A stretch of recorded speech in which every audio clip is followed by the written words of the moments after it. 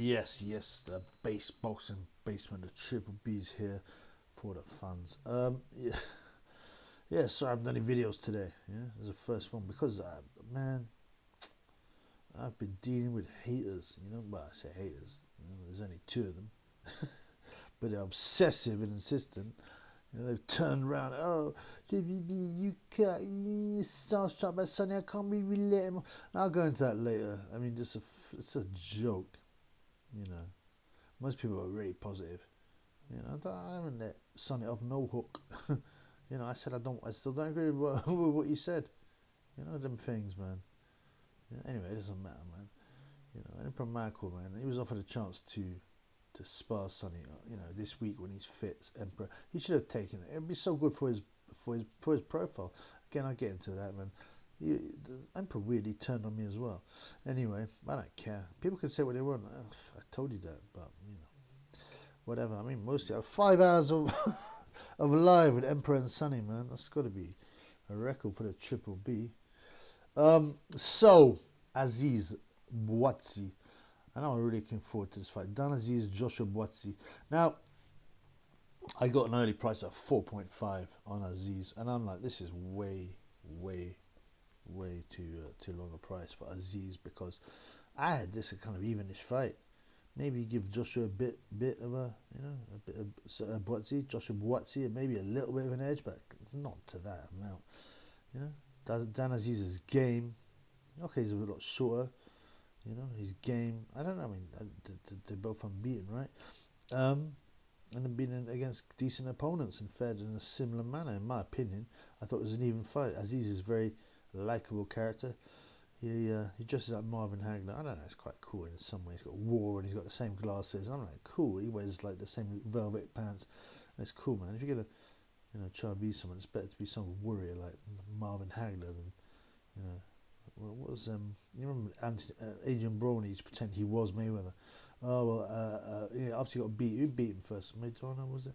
And he's like crying, and he goes, oh well, actually Floyd's taking his first loss because I am Floyd, and I lost to So I was like, what? This guy's insane. It's a bit like the Triple R trying to be the Triple B, man, embarrassing himself. Oh, what a fool! All these people are fools. But yeah. Now what's the other one? There's it's a stupid name.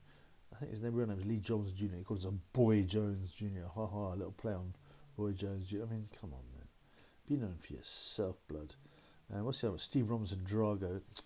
Yeah, you do look a bit like him in your heavyweight, but no one's going to take you seriously or as a serious prospect if you just have a gimmick like that. Be yourself, blood. Anyway, yeah, Buatsi. So it's off.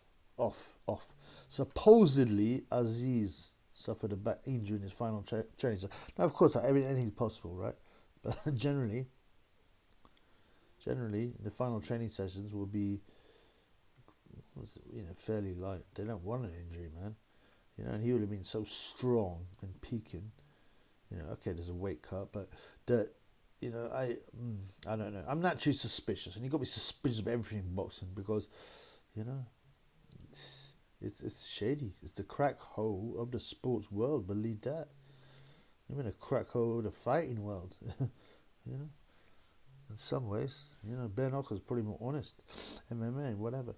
So it's a trap nerve. So all of this is possible, right? But you have to be suspicious of boxing, and especially last week pull out. You remember David Gay did it against Fury like 4 days before the fight, and I was so looking forward to that, and so was everyone. That would have lifted me. Whatever happened at the time, I wasn't necessarily a Fury fan, right? And I thought Hay would win because Fury had gone over a couple of times and had struggled against McDermott. Nevian Pakic came over, and I thought that David Hay would throw a big overhand, right? But now I don't know. And Hay was freaked out by Vladimir, remember? And Tyson got in his head, man. He was waxing, roasting, rinsing David Gay. So, that's a shame. And then Gay's like, I cut my iron sparring. And it was like 3 days before the fight. No, you wouldn't spar 3 days before the fight. I mean, I don't know. People can have their own. I mean, it's very unlikely. People might have their own way of doing things, but that seems like a mad idea. Especially with the amount of money though. So he put out a second one, but he had this like perfectly straight cut in a very not dangerous part of his eye. I mean, not on his eye, obviously. nearby to his eye. People were saying, yeah, it was a self-inflicted injury, or Adam Booth did it with a razor. Now you'd be like, oh, they would never do that. Why would they risk their career? They're not risking no career. It's tiniest little cut, right? Real, you know, like people have surgery all the time. You know them wrestlers, them hardcore wrestlers. They're constantly hiding the razor and cutting their faces open, so that it looks like that. When you know when they've been hit, to give drama. I mean, it's not out of the question. It seems nuts, but you know, I'd say there's at least a chance it was done on purpose. This Buatsi thing, why would it be done on purpose? You know, now there are a number of possible issues, right? Slow ticket sales, that promotion's not working. I'm like, we've got to pull this, man. This is not happening, right? Maybe Azeez, his secret, been offered a better deal, a bigger purse, right? Maybe someone, I don't know, offered him bigger money. Hearn or someone scooped in. I got you a fight against Bivol for the world title. Oh, you know, because him and Shalom are rivals, and Frankie Fisher is, but they especially hate Shalom because he's undeserved kid on the block. At least Hearn has got his wings. He's got his brown wings, if you like. Sorry, that's gross. Yeah, he got yeah. He was the new kid on the block himself at one point. But you know, I met a man right in the pub, and he was like saying, older guy. He was addicted to gambling, posh guy. What? And yeah, it was quite nice. But he said he used to work for. Or we worked for a company that worked with Matchroom. I don't know, a PR. I don't know. I can't remember. And he was saying that he remembers Eddie Hearn, you know, as a junior in the office. And again, I'm not sure if he was working for Matchroom then or he was working for another company. I can't remember, you know, Hearn. But this guy had contact with him anyway in the office all the time, and he was saying, yeah, he was a nice kid. He was a nice, polite kid. And I said, yeah. I said, what age was he? He's 19. I go, yeah, well, of course he is. You know, he's learning the ropes and all that. And he said, and he says he remembers Barry Hearn saying to him, he's like, and Eddie's like, I want to go into boxing. And Eddie's like, no, don't go into boxing, man. I mean, not actually boxing, even though allegedly he was the 3. Now, what is it? The 4-0 hitman from Billericay with 3 wins by big weight of KO. That is a super heavyweight. Imagine that, and yet no one's heard. Imagine that. Even if it's a novice record like that, right? People could talk about it in the boxing game for a super heavyweight, especially with 3 KOs. You know, people talk about Joshua and Dylan White when they fought. You know, nonsense. You know, you go into the novices. Some people even go into pros with hardly any fights. You know, I mean, sorry, the ABA seniors, because there's not that many good super heavyweights. And you know, the Billericay hitman was 4-0 with 3 KOs, but no, it wasn't that. He wanted to go into promotion, and Barry Epstein. Oh, I'm sorry, Barry Hearn.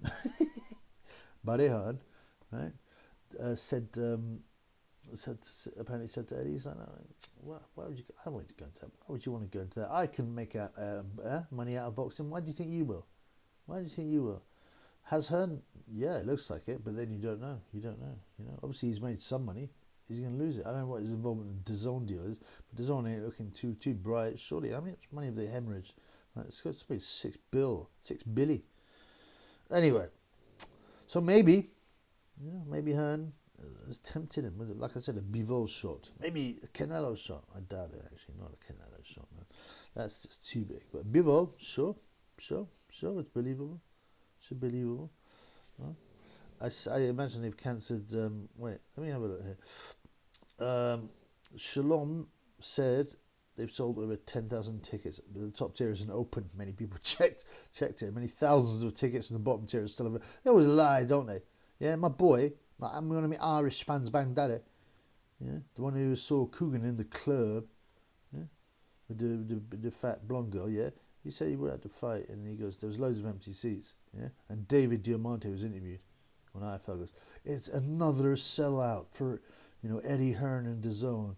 Such liars, bro. So it's possible the tickets when selling went up. I mean, they're not big sellers. Azeez, it's a great fight. Don't get me wrong, and I'm really looking forward to it.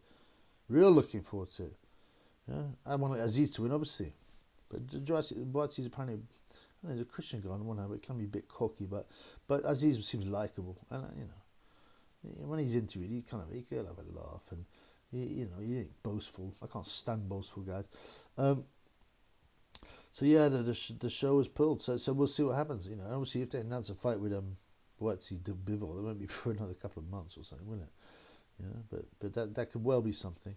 He could well have hurt himself, or the ticket sales. But you've got to be suspicious. I think they're all equally possible, right? Right. So yeah, as I said, it's a shame that's not happening. Doesn't sound, the sounds we hear, they're not going to reschedule it, but I'd hope so because it's a good fight.